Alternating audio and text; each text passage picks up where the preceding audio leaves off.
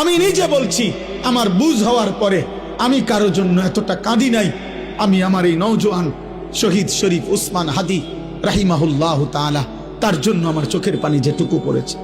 আমার শায়েখ আল্লামা মুফতি মুশতাকুন নবী কাসিমি, আমি তাকে দেখছি বাচ্চার মতো অজরে কাঁদছে। একসাথে ভাত খাইতে বসছি, ভাতের থালার সামনে পর্যন্ত হুজুরে দেখছি কাঁদতেছে। কয় মাওলানা, আমি তো ছেলেটারে ভুলতে পারছি না।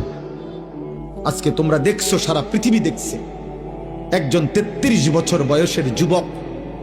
এই যুবক ইমানদার ছিল।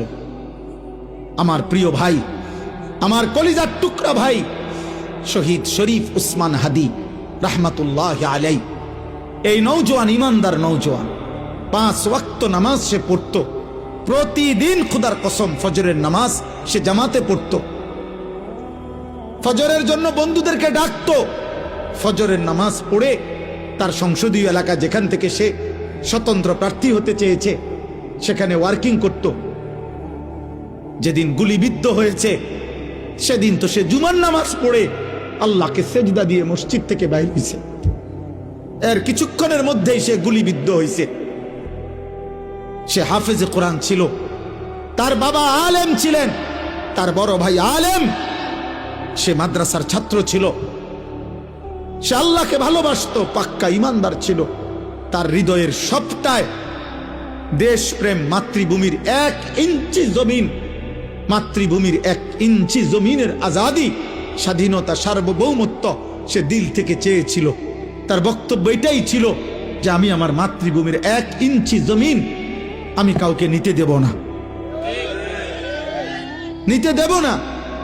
এক যুবক আল্লাহকেও রাজি করেছে, মাতৃভূমির প্রতি ভালোবাসা দেখাইছে।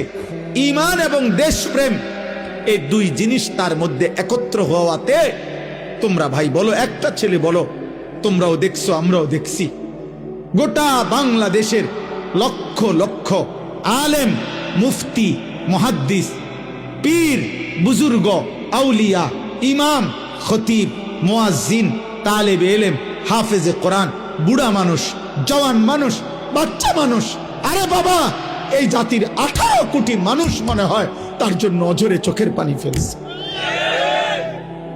আমি অসংখ্য আলেমের মুখে শুনছি, আমি নিজে বলছি, আমার বুঝ হওয়ার পরে আমি কারো জন্য এতটা কাঁদি নাই। আমি আমার এই নওজোয়ান শহীদ শরীফ উসমান হাদি রাহিমাহুল্লাহ তাআলা, তার জন্য আমার চোখের পানি যেটুকু পড়েছে। আমার শায়েখ আল্লামা মুফতি মুশতাকুন নবী কাসিমি, আমি তাকে দেখছি বাচ্চার মতো